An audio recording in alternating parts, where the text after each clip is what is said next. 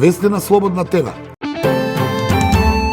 Откако се појавија видеата со ритуалите кои ги практицира популарниот исцелител Константин Кајшаров, пастор на христијанската црква Блага Вест, и разни коментари и осуда на сеансите со кои тој со молитви ослободува од демони, од неговите следбеници и приврзаници, реагираше и Комисијата за верски заедници, која напоменува дека слободата на вероисповеди и манифестации на својата вера е неприкосновено право на секој граѓанин. Оттаму посочуваат дека доколку било кој граѓанин бил доведен во заблуда, измамен или принуден против своја волја, има право на судска заштита за своите права.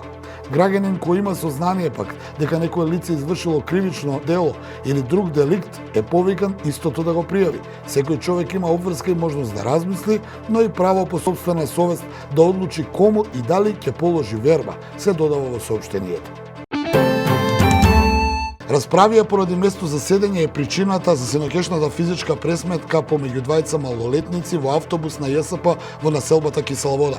Како што информираат од МВР, синоќа околу 19 часот и 30 минути во СВР Скопје е пријавено дека полициски службеник задржал две лица кои кај Стара рампа, бидејќи го нарушиле јавниот ред и мир во автобусот број 51 со физичка пресметка во која бил употребен остар предмет. Од МВР додаваат дека двајцата малолетници со посекотини на раците биле пренесени во градската општа болница на Охридски. Претходно од градската болница информираа дека истата вечер во 20 часот биле примени две лица со повреди од остар предмет.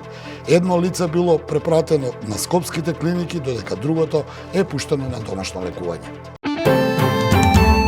Во Брисел денеска продолжува објаснувачкиот состанок за поглавието 24 Правда, слобода и безбедност, на кој што Европската комисија ќе го презентира новиот корпус на Европската унија АКВУС, донесен во периодот по 2018 и 2019 година. Следната недела продолжуваат состаноците за поглавието 23 Правосудство и темелни права. Еврокомесарот за проширување Оливер Вархеј упати порака дека сега е најважно сите во Македонија да застанат за европската иднина на земјата и да помогнат во процесот на преговорите.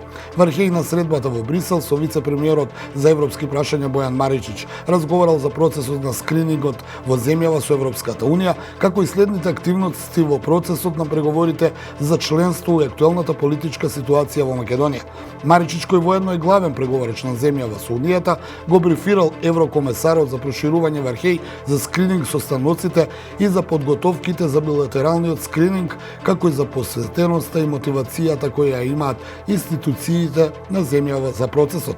Вархеј потенцираше дека сега е најважно сите во Северна Македонија да застанат за европската иднина на земјата и да помогнат во процесот на преговорите со Европската унија, додавајќи дека тоа е процес кој е важен за иднината на државата и процес кој носи подобар живот за граѓаните.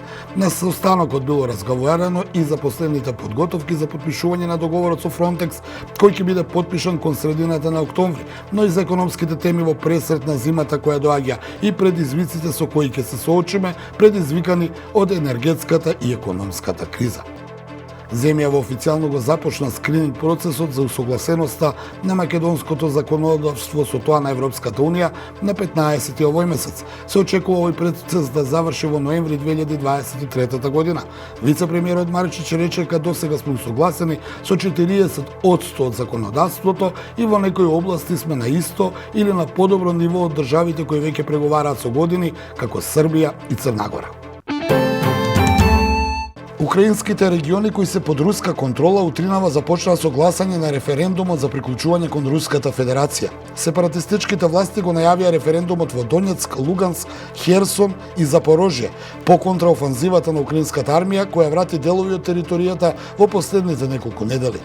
Гласањата ќе се одвиваат до 27 септември. Рускиот претседател Владимир Путин прогласи независност на Донецката народна република и Луганската народна република непосредно пред почетокот на офанзивата во Украина. Во Црна Гора старото парламентарно мнозинство потпише иницијатива за разрешување на актуелниот претседател Мило Ѓукановиќ. Мнозинството пратеници во Црногорскиот парламент, 41 од вкупно 81 пратеник во собранието, потпишаа предлог за поведување постапка за утврдување дали претседателот на Црна Гора го прекршил уставот и го доставија до собранието. Иницијативата за разрешување на претседателот дојде откако Ѓукановиќ одби да го прифати предлогот Миодраг Лекич да биде мандатар за состав на новата влада и кога поднесе предлог за скратување на мандатот на собранието. Во своето образложение пак Ѓукановиќ изјави дека не ги добил сите потписи од пратениците, бидејќи не дошле кај него на консултации и дека не добил впечаток дека има јасно мнозинство кој ќе може да формира влада која би понудила решенија за многу тешки проблеми на финансиски, економски, правен, институционален и политички план.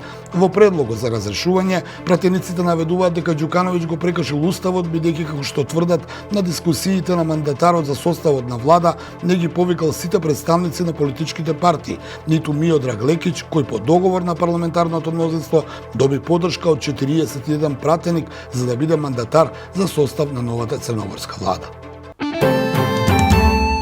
Ова беа вестите на Слободна ТВ.